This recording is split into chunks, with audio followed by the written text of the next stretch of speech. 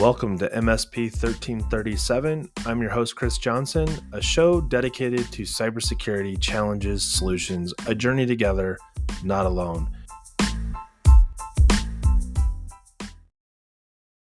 Welcome, everybody, to another episode of MSP 1337. I'm your host, Chris Johnson, and this week I'm joined once again by Charles Love of ShowTech Solutions. Charles, welcome to the show. Thanks, Chris. Appreciate it. Hey, so Channelcon is like 6 days from now. Like it's like Preday is like Monday and today is Tuesday. So we are like really, really close. My thought in getting some word out for those that listen to this show and those that might still be trying to make it there or are planning to go and don't really have an experience of having gone to Channelcon before. I thought we could cover some of that, some of the things that we know are different this year, and just share that with the audience. Like a low key, yes, cybersecurity will be our focus because it always is, but Channelcon has a lot happening. And I was thinking about how long you and I have known each other.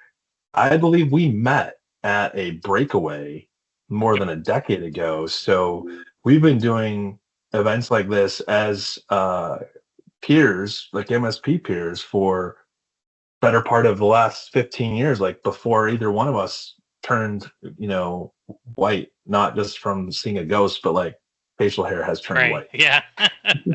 Yeah, it's been about that long. I think Breakaway was like the big one for sure.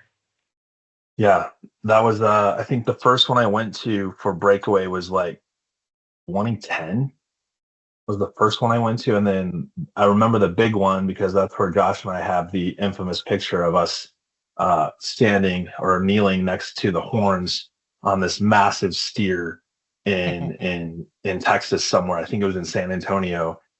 We went to some sort of rodeo, I think, that year. We had a history of like going to things that were like, it's not so much that it's hot, it's that it's sauna dripping wet hot, and we're doing a party outside. And that seemed to be like, and we're like, man, can't wait to go. Yeah, for sure. So this year, Charles, what are you looking forward to that's different than maybe past events? I mean, obviously there's pre-days. There's been pre-days for several years now, but this year, man, there just seems to be like a lot of commotion happening with even people getting together as early as Sunday night to go to dinner, and the real event doesn't even kick off until Tuesday afternoon. Yeah, Channelcon is one of those unique events where I want to say it's like the who's who, right? The who's who of the industry will be there. And if you don't go, it's like, that's weird. I wonder why they're not going to this one. They're going to be like the only one. It's a great place to really spend time with the people you do business with, right? Partners, vendors, prospect, potential vendors, things like that. It's just a really neat vibe where the playing field is leveled, right? Nobody's bringing in cars to put in their booth. Nobody has super booths. It's all like, I want to say low key, but it's all just a low key thing. But there's so many people going, which gives a really unique opportunity, and it's such a vast array of people. It's not just Autotask folks, it's not just ConnectWise folks. It's people who make cool things and do cool things for the industry who may not even know who Autotask and ConnectWise are, right? Sure. So it's a neat time to really get to meet the who's who and the up and comers for the industry. Wait, would you say that it's kind of a low pressure as well? Like, I was thinking about this the other day. I went to an event where like you could literally buy a pass just to walk the floor of the booths, the tech booths, which I thought was really, really interesting in a couple ways. One, I can understand someone that's shopping. They want to go to the floor. They're shopping for something. They got hundreds of vendors to choose from. But then I thought about that from the flip side. You've made it so that that vendor can't really participate in anything else that's happening at that event. There's no engagement outside of that, connecting at the booth.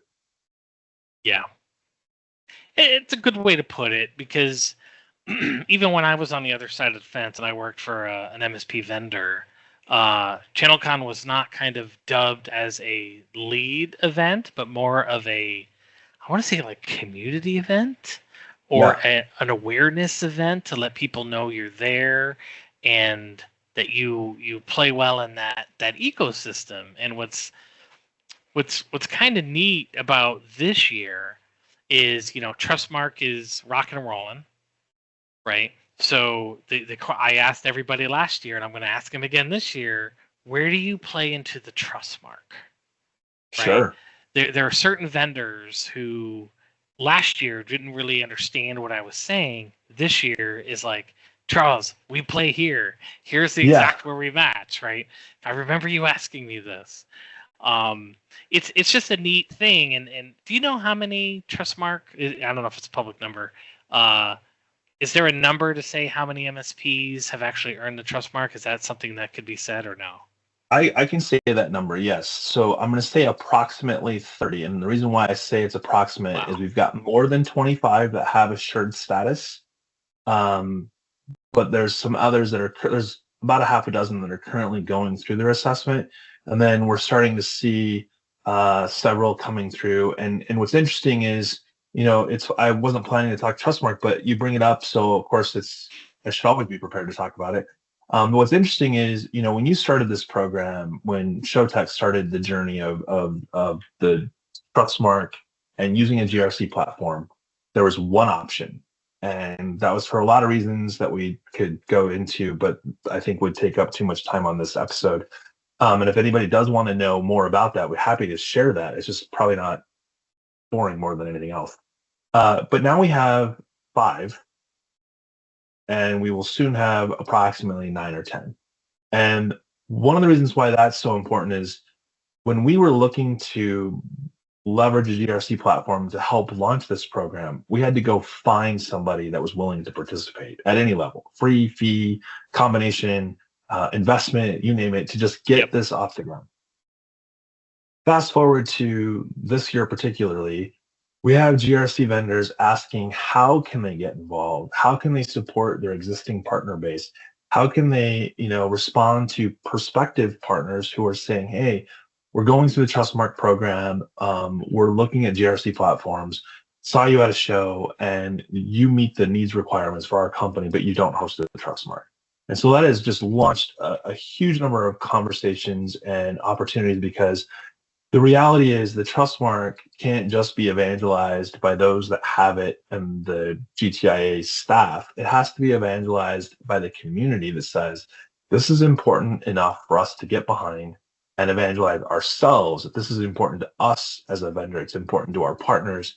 And that's happening right now. And so one of the things that we've seen through this process, which, by the way, there's about 250 or so active participants, and the interest is now skyrocketing. We have underwriters for insurance getting, it's part of their conversation without us calling them up, be like, hey, you should talk about Yeah. Trustmark. So that's extremely important for the success of this program. It's on a global scale, and it's for a industry that is not regulated. And I think that's really important to point out. And there's going to be a lot of things at ChannelCon that will help those in the program continue to grow, whether you have the Trustmark now or are still in the first initial phase. There's plenty of workshops and sessions that will continue to keep that resiliency model moving forward for any MSP that's planning to attend. All that to say is we're at the tipping point for the Trustmark. We are just shy. We just finished the first 2 years since we started the beta program. And as we go into the fall of this year, the number that we began onboarding from that first year starts to climb exponentially. Like, and early on, it was like April, May, June of the beginning. It was like we got a whopping 30 to onboard.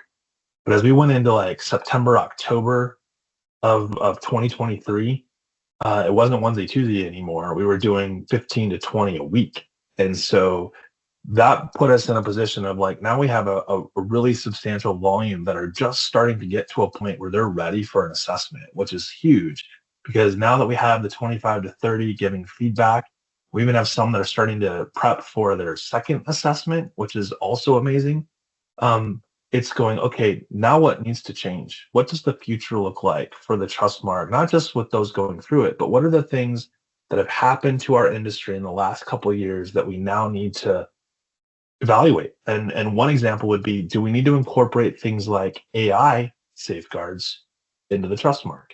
I don't want to take the show down that Yeah. path today, but there's But changes happening. but it's unique because GTIA, i.e. the people running the Trustmark, they have a conference, right? Yeah. And a lot of the sessions are going to be around securing your business, which play perfectly into Trustmark, right?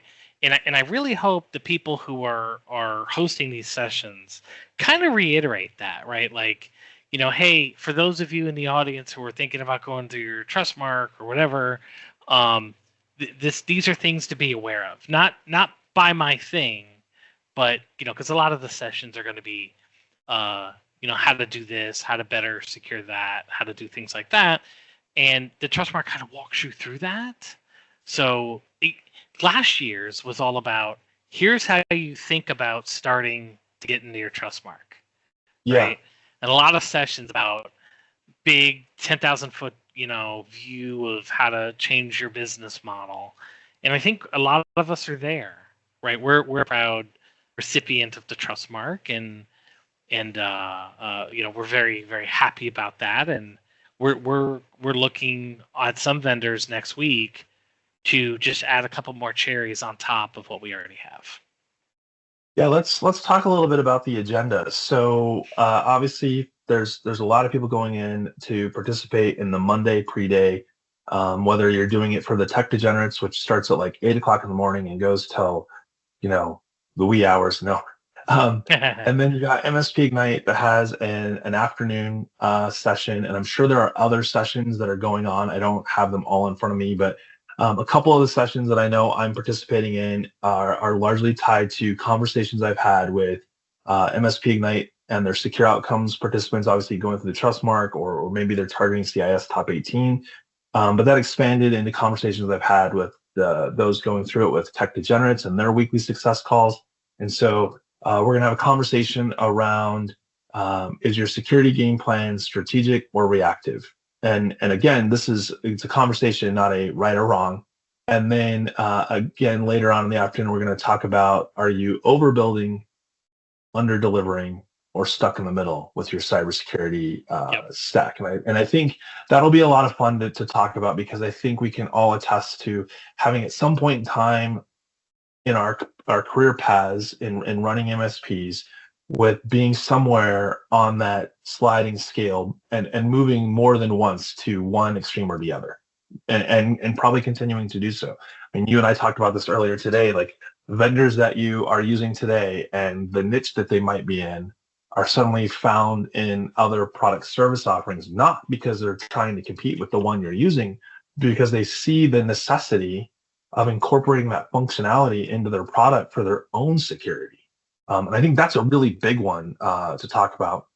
Yeah. The other thing happening on pre-day in the Tech Degenerates path, of course, they have a pretty packed agenda that starts as early as 8 o'clock in the morning. But what's interesting on some of that pre-day stuff is getting into, if we're just talking about from a cybersecurity standpoint, the MSP vendor relationship, and we come across that in the Trustmark with regards to third-party vendor management and how to balance that relationship.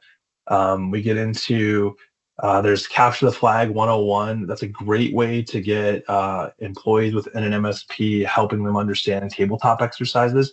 It's a little bit deep, but I think if it's 101, the idea is still present and really important. And then they've got going on in the afternoon, the one that I get to participate is adoption of AI in the SMB space. And this one's a lot of fun for me because we get to talk about things like policy and what's appropriate. And I heard this said not too long ago, but asking this loaded question, if you're turning on a Copilot or a ChatGPT or whatever it might be, what are the business outcomes that you're hoping to achieve by turning those things on? Because in many cases, it's more of like, I don't want to be left behind. I heard about this thing called fill in the blank. And Yeah. so they've toggled it on. And I know you as an MSP today, I would imagine that you're probably hearing this from your own clients, like, hey, we do want to do this or we don't want to do this. What kind of, I'd love to hear what you're seeing. And that'll cover Monday and we'll go into the other days. Yeah. Well, like, we got one the other day where an accountant sends us an email, and there's some firm out there who AI's answered everything, right? It'll answer their phone calls, it'll write their emails, it'll close deals, it'll do the whole thing. And I'm like, you just listen to what you're saying. Right. Right. Like, have you ever heard of this company who sent this email? No. Okay, that just FYI on that. Like, you don't like, I told this guy on the phone, I go, you don't like a phone tree. You think arguing with a robot, like, I in the morning at 5 a.m. when I'm trying to get up, I'm arguing with Alexa to turn off my AC. Like, yeah. And she just doesn't listen sometimes. She's like, I can't find the internet. Yeah, and God forbid that happens. But I'm like, I was joking with him. I'm like, do you have Alexis at home? He goes, yeah. And I told him the thing about me. Sometimes it just doesn't hear me because I'm just woke up. And I'm like, that's what you're going to deal with. So if you really want, like, if you're going to just offboard everything to it's crazy, right?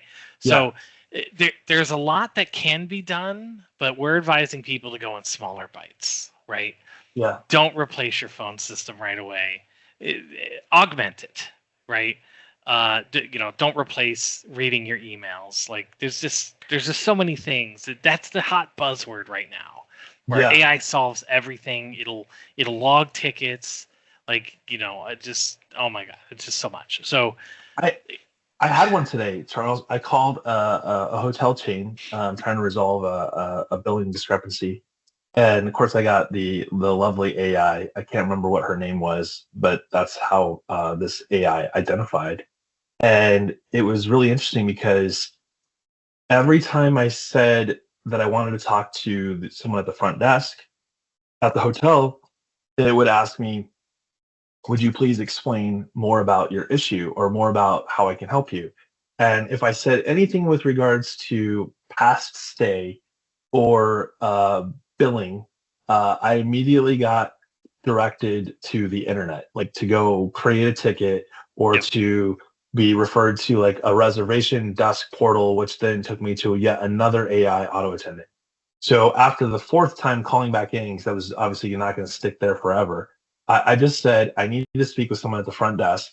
And then when the AI said, can you tell me more about it? I said, no. And that sent me to the front desk. I had a lovely experience. I assume it was a real person because of the way they spoke to me. Let's just go with, we'll assume it was a real person.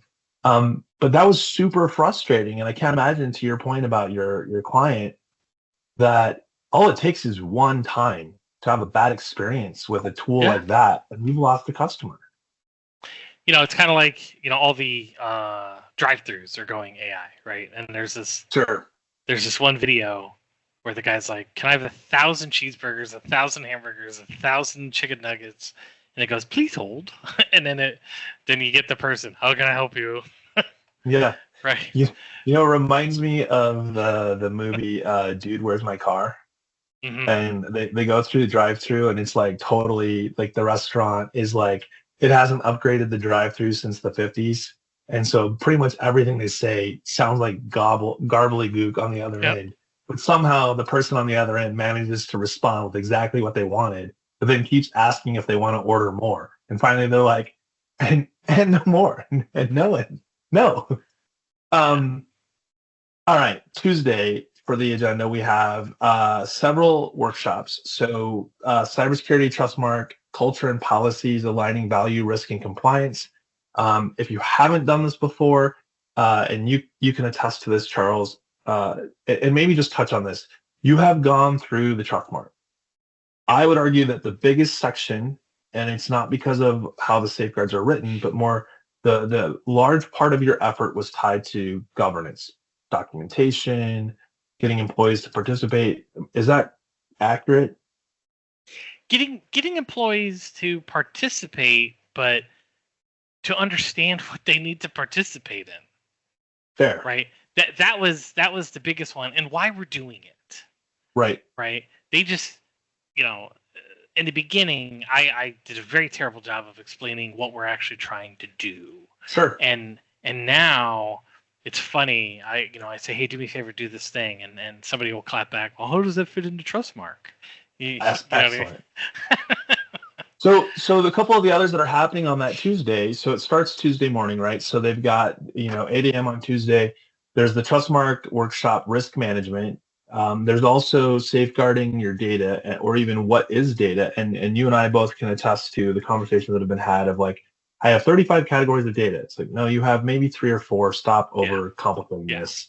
But one of the things that we've noticed and why these workshops keep coming up is there's a real shift in having conversations with your clients that aren't about products and services, but more about helping your clients understand where they have risk so that they can make better decisions around their business. And that's where you fit in, as being able to provide those services and products that help address that. But when we go in, and obviously that's the pattern from before, when we go in with a line card and we want all of our clients to be on these products and services, we're alienating them because they don't understand the why. And I think, correct me if I'm wrong, but as you were going through the Trustmark, one of the hardest things to do is to establish everybody understanding the why. Because if they don't understand the why, they'll eventually find a way around it because it doesn't apply to them, or it doesn't matter, or it gets in the way of them doing their job. Yep, for sure. All right, so there's a few other workshops going on. I know that Sophos is doing one on managing technology. They got like an 8-module thing. So there's definitely some technology and security stuff happening on that Tuesday pre-day. And then when we go into Wednesday, we have an entire cybersecurity track. If it will load for me. The Wednesday track is, of course, you should always do the wake up and do strength training. That's always a good thing. That's physical security. But we have scaling responsible AI. We've got there's a channel visionary panel that I'm sure cybersecurity will get baked into that. It just seems to show up in almost every conversation. And then in the afternoon, we kind of kick off, exploring adversarial threats. Actually, that's still in the morning, right before lunch. But there's a whole path in here for cybersecurity if that's where you want to focus. But there's really stuff in there for everybody. And then starting at, I think it's like around lunchtime, we've got the Business Genius Cafe. And I know myself and Wayne and some of the others, both from the solution provider space and vendors, will be there to answer questions, both from the Trustmark perspective or cyber programs in general. And then that takes us into, well, we don't need to go list every single one of them, or we'll be there all through the whole, we'll run out of time. But when we get into the Thursday, which is the last day of Channelcon, we still have a full series of sessions that go all day long. So all that to say, if you were on the fence, I encourage you to consider coming. Charles, did we miss anything? No, I mean I think there's something for everybody, right? Yeah. Just going through the agenda, there's one from Mr. Tippett, and it's under the cybersecurity track, and it's a risk report your clients will actually read, right? Is the title of it. Now, to give you an idea, like a lot of times business owners will come to these events, sometimes techs and service managers or account execs. Like, that's a session that an account exec would love to hear about and see, right? Right. But for example, at ShowTech, we're bringing our account executive. He's not going to understand or really know the context of how to classify your data. That's not him. So my point here is the agenda has a little bit for everybody, right? Yeah. So the account execs, the service managers, the techs, the office manager, whatever.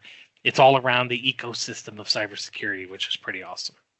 Yeah, I agree. There are actually 15 total sessions just specific to cybersecurity. And then there are sessions by type for, I was going to pull it back up, the general sessions obviously are going to be keynote speakers talking about different things. We've got a pretty good lineup for that. But one of them is like ITSP success, which gets into, there's just as many sessions for that. What's up with your customers, tech buying trends in 2025, just a lot of really good stuff. So again, I want to focus on cybersecurity and cyber programs because that's my bias, but there is, like, to your point, something for everyone. And I'm excited to be there. Like, the buzz is in the air, different from the years past for whatever reason. Maybe it's the Dan Winsley, going to tell us something that's going to shock us. It could be our keynote speakers, but any number of things come to mind that can happen at ChannelCon. And then, of course, the closing party and some of that is pretty exciting. Like, I know one of the charity event was, I think it's like building guitars. Like, yeah, something like that. Can't say I've ever built a guitar, so count me in. I can put that on my resume. All right. I think we've covered it. Charles, I will see you. Oh, I know what I was gonna say. We said we were gonna talk about this. MSP 1337 is coming to yes. ChannelCon. We will have a booth. We are running on Tuesday and Thursday. Other times we might be chasing you around with these really awesome a microphone that's got 3D printed 1337 on it. So we'll be jumping in and out of sessions to talk to people. But Podcast Row is going to be live at ChannelCon. There are, I think, 10 podcast booths. So if you are planning to be there and you would like to reach out and schedule some time with myself or Charles on that Tuesday and Thursday, please let us know. We'd love to get you on. Our goal is to fill October Cybersecurity Month with a Tuesday episode for each week in October, and would love to have many of you participate if you're going to be at ChannelCon. Anything else, Charles? Oh, and they'll know the booth because what's going to be at the booth? We're going to have a 3D printed little Lego figure. So what's his name? I don't think we determined it yet. Oh. We'll call him Josh. We'll call him Josh. Okay. Josh Smith. Josh Smith of the Lego Builders Guild. Yes, there we go. That's what we'll do. All right. Well, for those of you listening, this has been an episode of MSP 1337. Thanks, and have a great week.